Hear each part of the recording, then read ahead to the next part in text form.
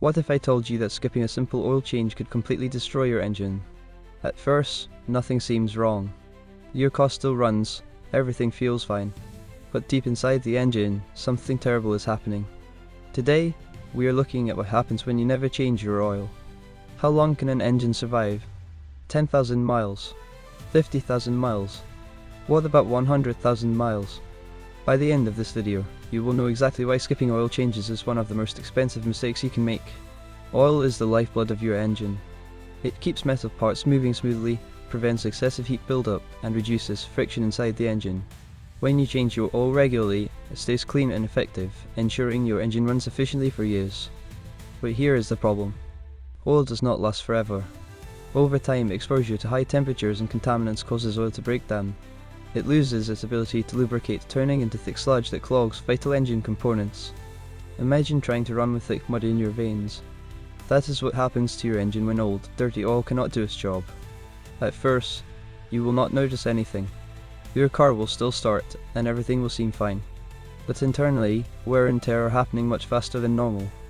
Bearings, pistons, and camshafts, all the moving parts that keep your engine alive, are grinding against each other with increasing friction.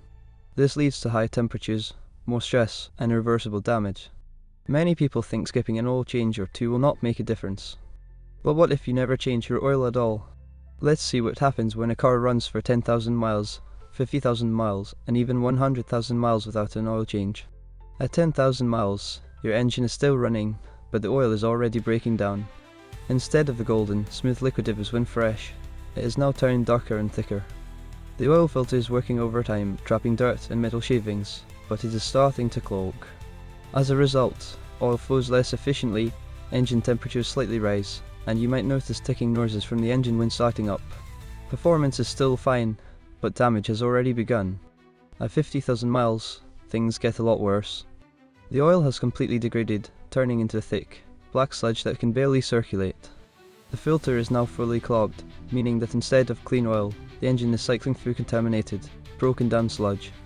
Without proper lubrication, metal parts are rubbing against each other, causing premature wear and overheating. Fuel economy drops significantly, acceleration feels sluggish, and the engine struggles under load. Small metal shavings are now circulating through the system, accelerating wear on critical components like bearings and camshafts. The check engine light might come on, and some vehicles start burning oil, leading to excessive blue or black smoke from the exhaust. At 100,000 miles, the engine is on the verge of total failure. The oil is no longer a liquid. It has turned into tar, clogging vital oil passages and starving the engine of lubrication. The oil pump is barely working, meaning there is almost no oil pressure left. At this stage, metal-on-metal contact is extreme, creating excessive heat and friction. The pistons and bearings are now so worn out that the engine is making loud knocking or grinding noises, a clear sign that it is about to die. If you continue driving, the engine will seize up completely, meaning the pistons get stuck, and the car will not start ever again. The only solution?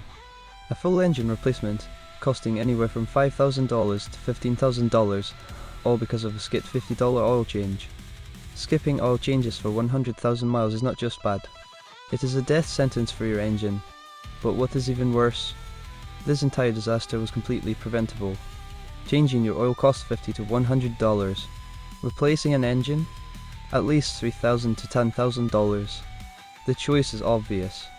Skipping an oil change might save you money now, but it could cost you thousands in repairs later. So how often do you change your oil? Let me know in the comments. And do not forget to like, subscribe, and hit that bell for more crazy car experiments.